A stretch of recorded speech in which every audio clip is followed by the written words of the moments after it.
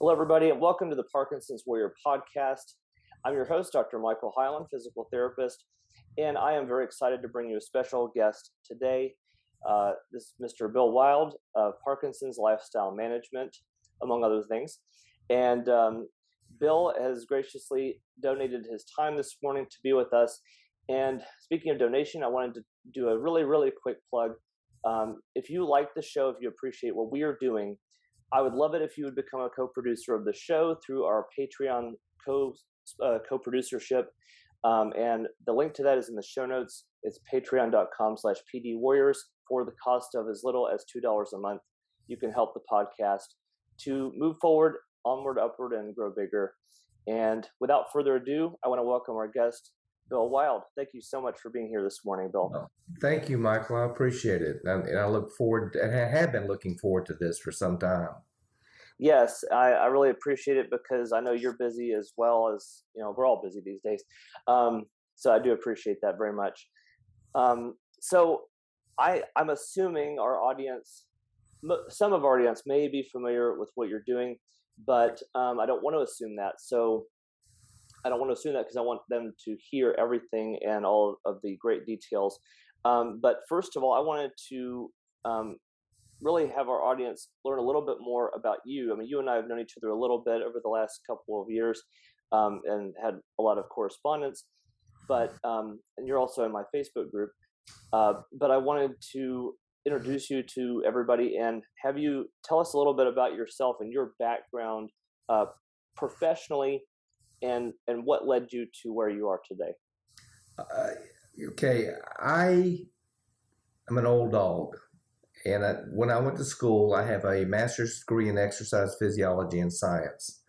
When I graduated, I couldn't find a job. It was a period with cardiologists that if you exercise, they thought you were a heretic and that they gave you nitroglycerin and said, sit under a tree. I got into corporate America. You see, you've dealt with those. I got into corporate America and got into marketing, sports marketing specifically, and was involved with the James A. Naismith Awards. I handled that, College Basketball Player of the Year, Women's Basketball Coaches Association, and helped bring the Women's Final Four in 1996 to Atlanta, which was the largest Final Four for women at that particular time. And started a outsourced company for catalog companies and data management. Very quickly, I had some time, and a friend of mine introduced me to a gentleman that had Parkinson's, which I knew nothing about. That was 23 years ago. And I started working with him. First, I just started taking lunches to him and things like that. And then I said, yeah, this is not good.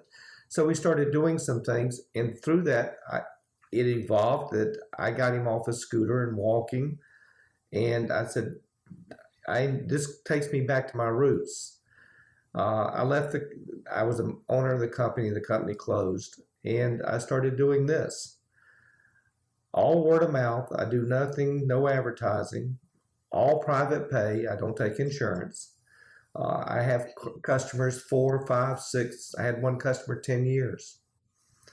So it's a very exclusive little business I've built. I saw that the internet, going back to my marketing, that virtual was something that a lot of people I wasn't reaching. Mm-hmm.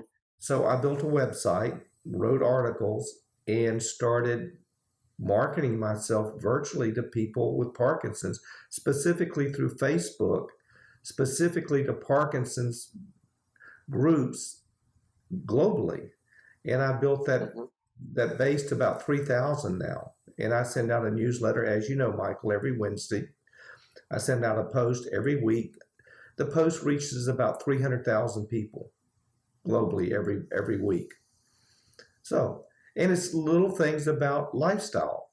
My background is exercise, and exercise is paramount in managing the disease, but also things like stress and diet and sleep, psychosis, little things about.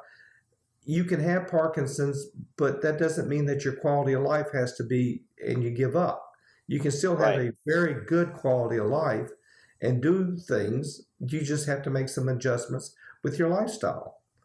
And if you're willing to do that, then yes, life can be beautiful. Yeah, you have limitations, but given those, you work around those. So that's basically what I do. Well, I think that's really, in my opinion, an amazing journey when you think about where you started with the exercise physiology background, then going into marketing, which is such a different world, and Hmm. then full circle using your skills as an exercise physiologist um, to help people with Parkinson's locally, um, and exercise with them and take them on as clients for the long term. And then also using your skills in marketing to take the information out to the world. So that's pretty phenomenal in my opinion. And uh, I think, is it 70 plus Facebook groups that you post in on a regular basis? Is that correct? 70 in the United States. Right. Okay. Okay, the United States, and these numbers are, I literally have a Facebook group and count the members. So there's no hard statistics you get from Facebook per se. Right. Uh, there's around 70, and that goes back and forth. Some groups stops, other groups come on, and it represents about 100,000 people in the United States in the Parkinson's Facebook community. Globally, it goes from about, I have 170, 169 groups now. It again, that fluctuates 4 or 5 depending on the time of year. When people come on, groups come, groups go. In some groups, I'm not in. You have to be accepted as just like with your group, you have to be accepted by the administrator Right. for me to be allowed to come into post. There are a few groups that I'm not in because the administrator has not adhered to what I'm trying to do, so which is fine. Yeah. But yeah, Facebook has its own rules and regulations and its own picadillos on how you can do it. But I've been doing it for so long that I have a system and a flow. Like with your group, I think it's Thursday morning at 7 a.m. or that Hmm. you get a post. I think that's So right. yeah, so every Thursday morning, 52 weeks a year, your group gets a post Hmm. on some aspects. So it's with Parkinson's, as you know, consistency is very important. They don't deal well with change. So that's Right. also part of the allure of what I do is Wednesday morning, Thursday morning, depending on the group, you're going to get that. With the people that I work with, I'd set up a schedule. If it's 2 o'clock in the afternoon on Monday, Wednesday, and Friday, I'm with them 2 o'clock in the afternoon, Monday, Wednesday, and Friday. They set their clock by it. They change their schedules for me because it becomes part of their life. Hmm. So that's kind of the nuts and bolts of it. And physiology and marketing are very close in that it's very precise. Definitely. Marketing is numbers. Physiology is looking at blood, interaction with neurons, electrons, very scientific. Marketing is the same thing. It's a numbers game. Right. They're both the science. Yeah, they're both really database management, Yes. database marketing. Virtual is the new reality. It's not new. It's been here for a while, but people, because of the pandemic, are starting to move towards it because we went through a paradigm shift globally in April of last year. So this is the way people, and also with Parkinson's, I sent you information this morning about the foundation that's doing some Right. things, which are wonderful organizations, but you have to go to them. Yeah. If They you don't have, broadcast it out. Yeah. yeah, if you have Parkinson's, to make trips on a weekly basis to go do a class or something like that becomes arduous. Yes.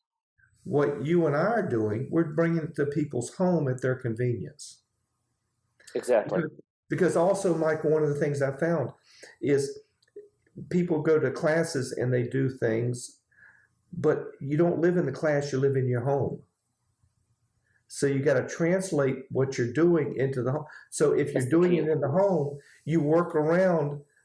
I walk in with me, but we do all the things, exercise, walking, balance, flexibility in their homes. So I say, you've got to live here, so you have to be able to live, and let's work with what we have.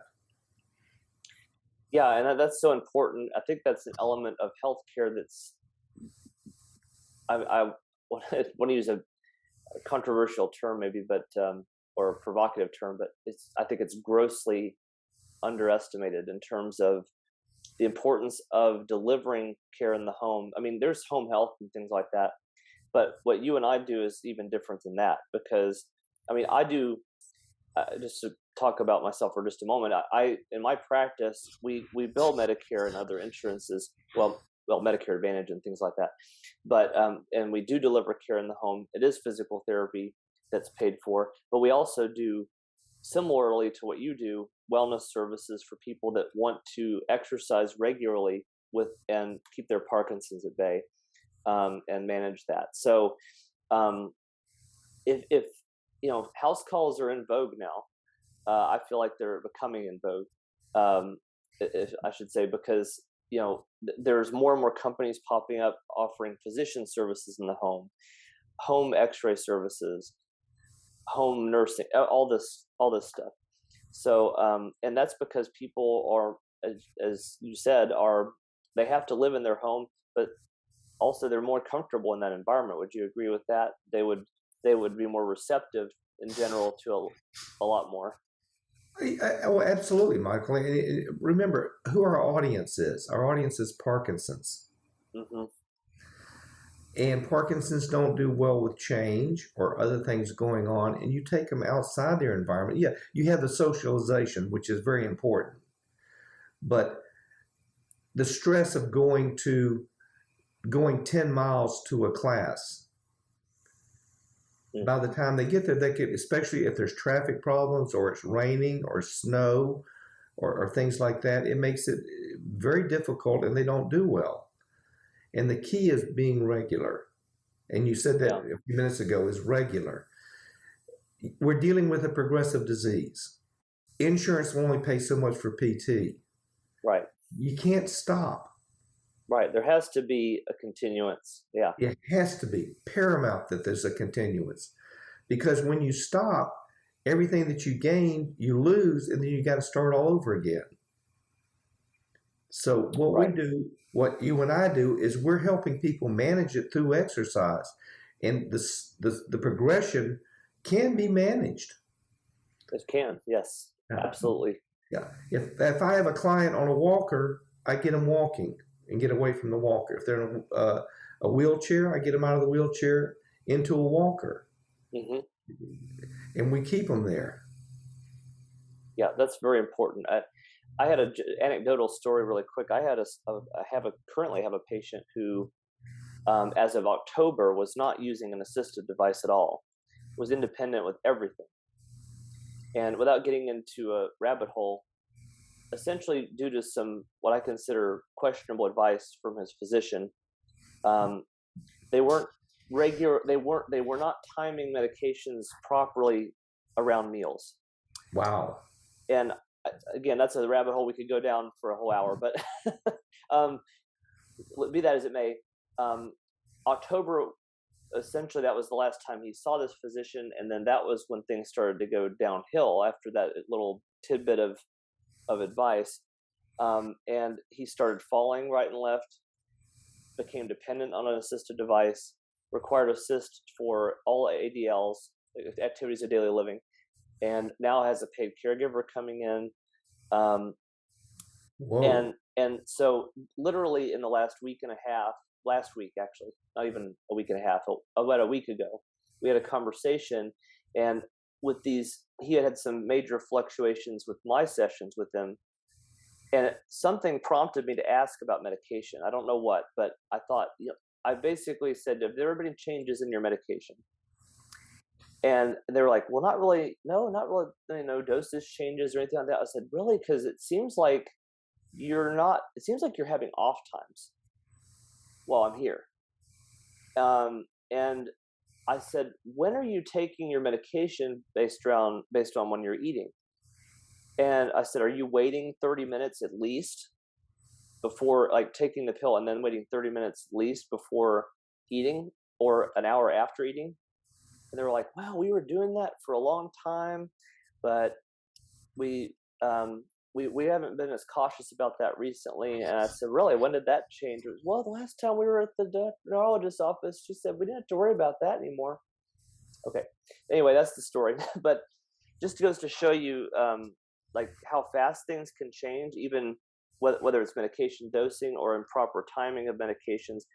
And he is doing much better now that he's back on a regimen of taking the medicine, his Parkinson's medications, well prior to a meal, or well after a meal.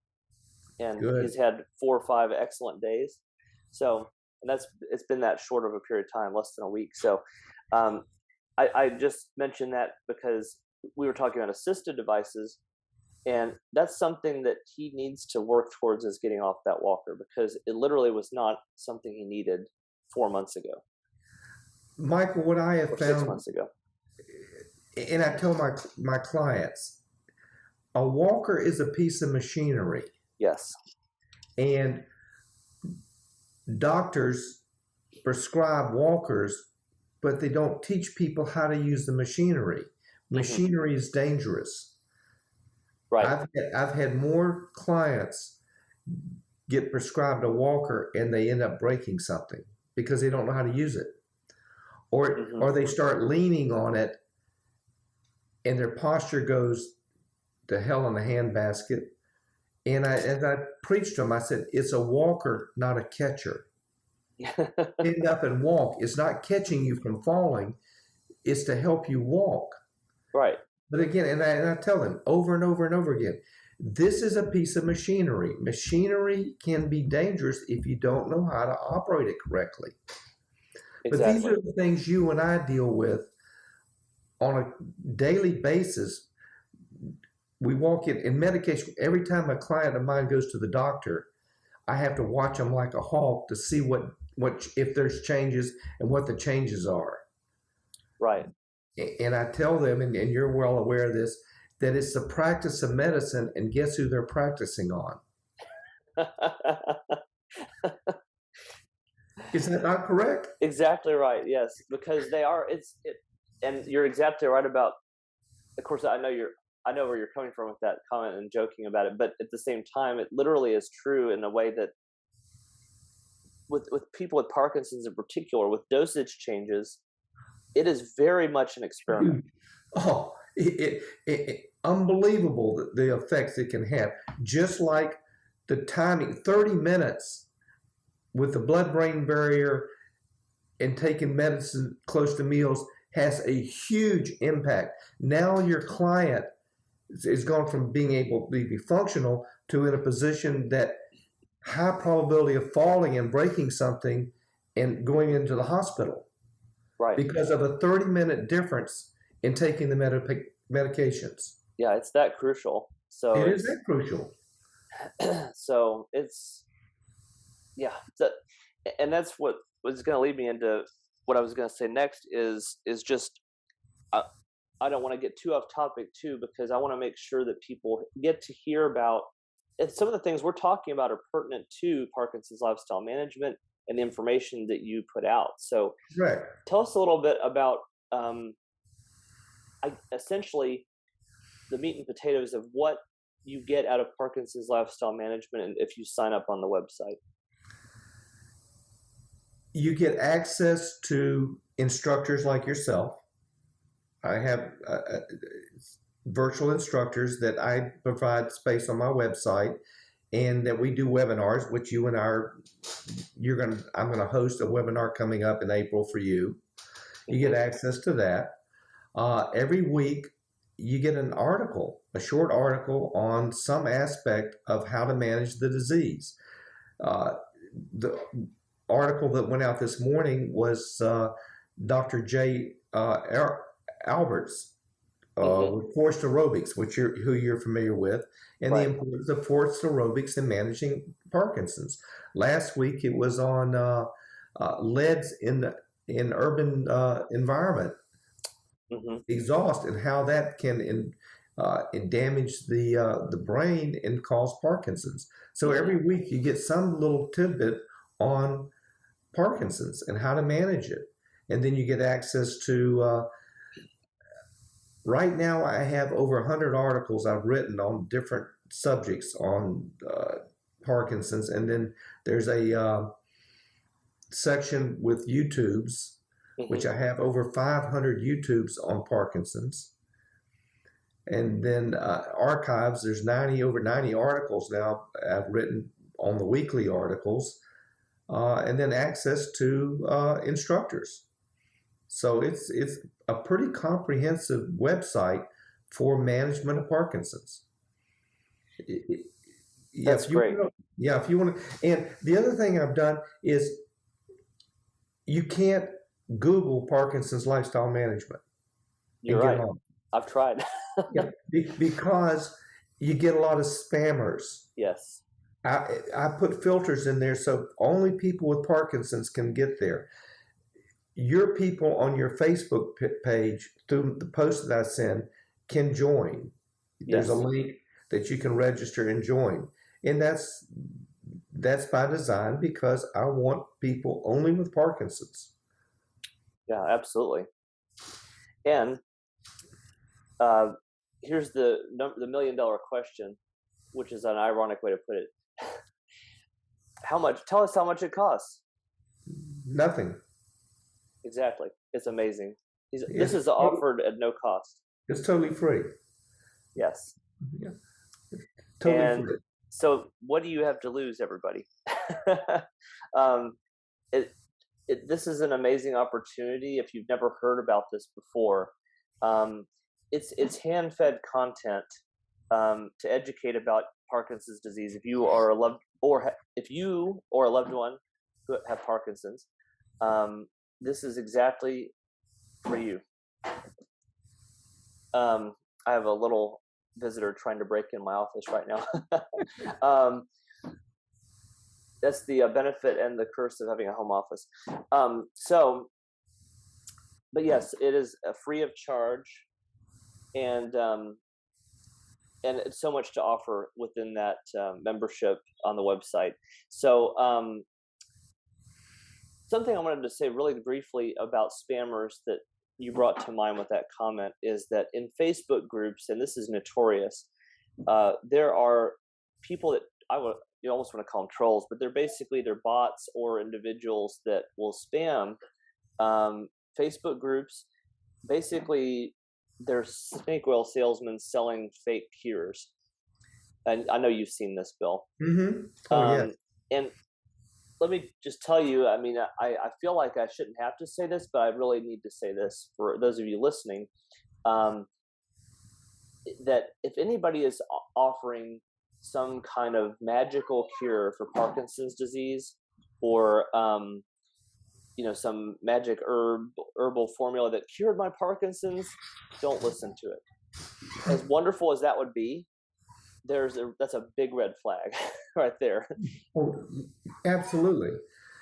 One of the things I tell my clients, Michael, is my job is to make you uncomfortable. Mm-hmm. Yeah. If you're comfortable, I'm not doing my job. I like that. People would appreciate that comment for me because of being a therapist, because they joke about PTs being physical torturers. I am called a physical terrorist. Yes, physical terrorist or physical torture, which I don't happen to agree with. But yes, you're right. You're right. But we make it fun. I mean, it's lighthearted, but yeah, I push, and every time they get comfortable, I move the envelope. Mm-hmm. So, yeah, and it's. And you're right. There is no easy pill you take for this. This is called work. It is work, and it's every single day. It's every single day. You know what it's called? A lifestyle. Exactly. Which fits right into our topic. Yes. But is that not correct? Absolutely correct. It is, number one, has to be a new approach and a new philosophy to life. And I would, briefly too, for those listening, if you want to check out a really cool, inspirational person with Parkinson's disease, who embraces what we're talking about in terms of lifestyle, go to YouTube and search for, well, I need to spell this for people, but Anders Linus, Leines, Anders Linus. He has a YouTube channel. He's pretty famous in the LSVT big world because he went through LSVT as a young onset Parkinson's individual when he was 47 years old. That was actually 12 years ago. So he's now in his 60s. And he's still doing well. But of course, he has Parkinson's disease, so every day is a struggle. But he does continue to put content on his YouTube. But his first video that I ever saw was, I forget the exact title, but essentially it's my experience with going through LSVT big was what his video was called, or something like that. And he mentions in that video about a new lifestyle, and that's exactly what it is. So his video is very inspirational, especially for those of you who may be young onset Parkinson's diagnosis. He's done well and continued to live well with Parkinson's, and one of the number one reasons, in my opinion, is because of how physically active he's remained the whole time. So that goes right into what we were talking about. Use it or lose it. If it doesn't challenge you, it doesn't change you, which is another way of putting what we were talking about a minute ago. Absolutely.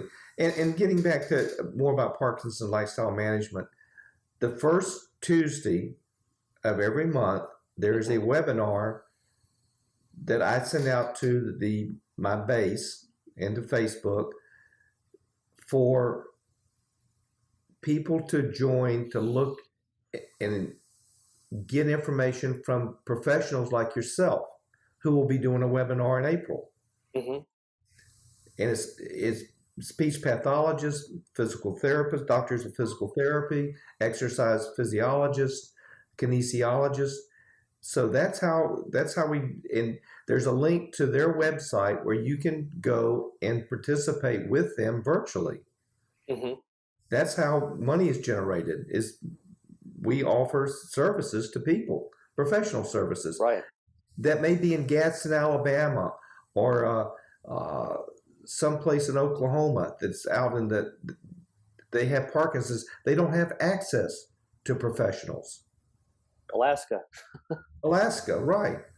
Yeah. Texas, Arkansas, North Carolina, Massachusetts. It doesn't matter. They may be in a rural community.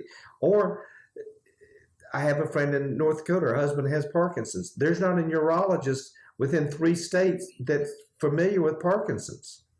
Wow. That's not uncommon. And can you imagine how that feels as a person with this disease who doesn't have, or a loved one of someone with the disease that doesn't have access to even a professional to consult with? And that's where this is vital for people.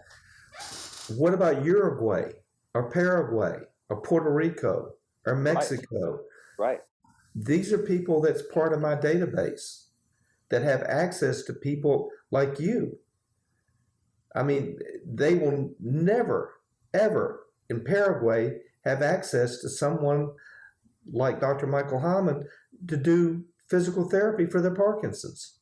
But through what we're doing on the first Tuesdays, they have access to you that they can sign up and work with you. Yes. Yeah. This is global.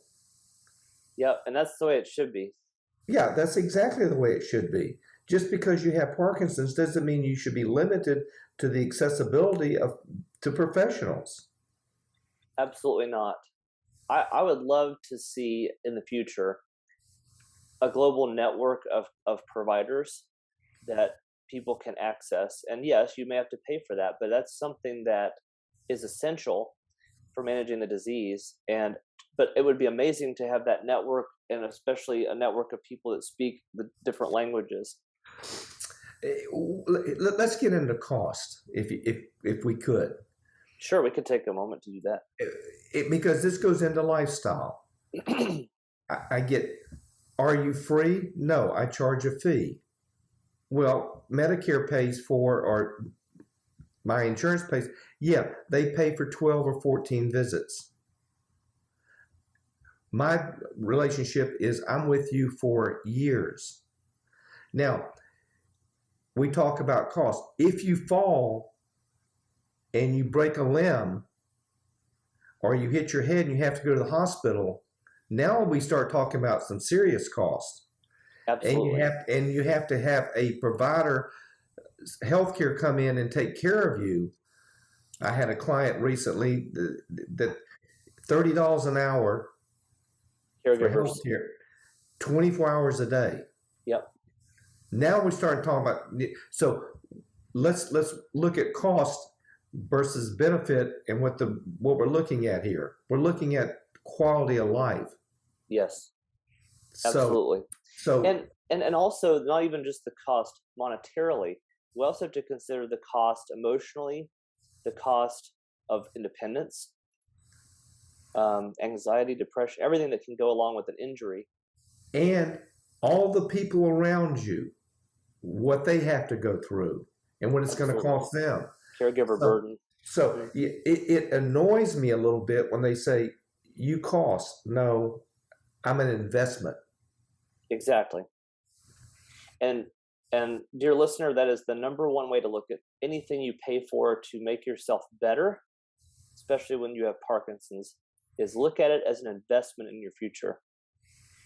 Because just like investing in, safe investments monetarily, the stock market, whatever you want to do, you're investing for your future, you're investing for retirement. This is an investment in your physical, mental, emotional future. Your well-being as a person with Parkinson's depends on you investing in yourself and believing in yourself, number one.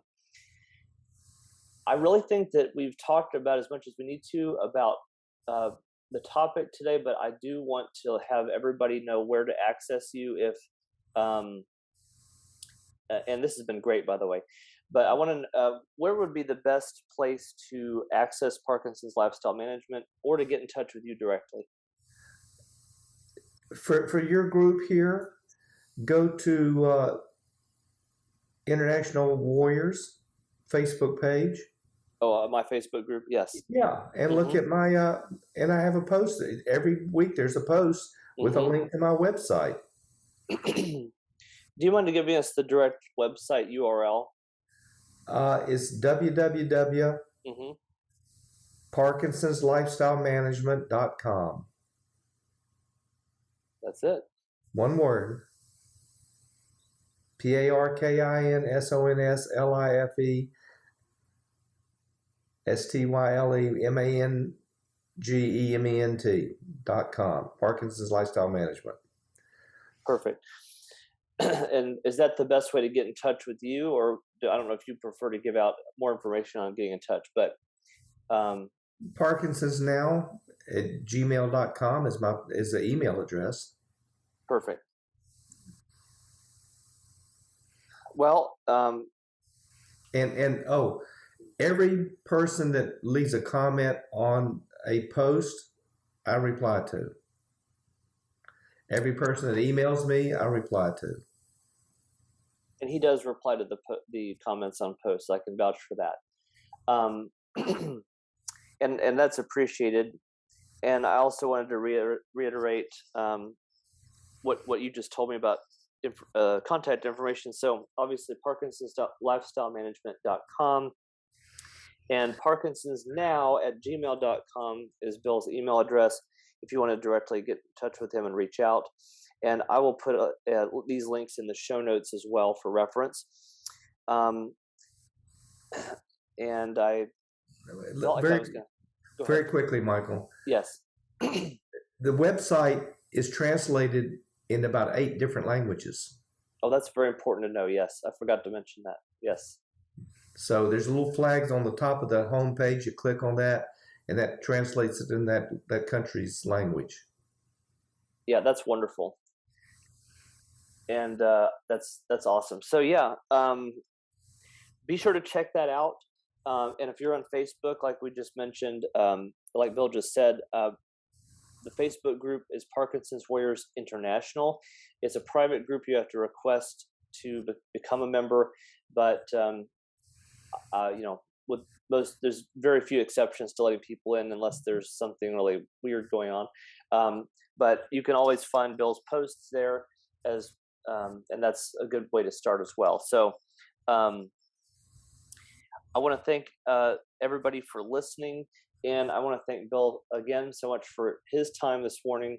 And I apologize if there were extra background noises today for various reasons. It's 15 degrees and sleeting in Oklahoma right now, or where I am in Oklahoma, and I have a heater on in this room because it's a northwestern facing room and the north wind is fierce and it's cold in here. So if you hear weird net background noises, it might be like the little space heater I have going on. So It's going to be 80 today. and sleet hitting the, yeah, and Bill's going to rub it in my face that he's in Florida today. So, but anyway, I appreciate it again so much, Bill, for you being here My today. pleasure. And this was good. I enjoyed this. Yes, I definitely enjoyed this as well, and we'll talk again about other things too on the side. So, everybody, thank you so much for listening. Again, my name is Michael Hyland. I'm a doctor of physical therapy. You've been listening to the Parkinson's Warrior podcast, and until next week, remember, as Parkinson's Warriors, we're strong, empowered, and united. I'll catch you in the next episode. Be blessed. Thank you, Michael. Bye. Thank you.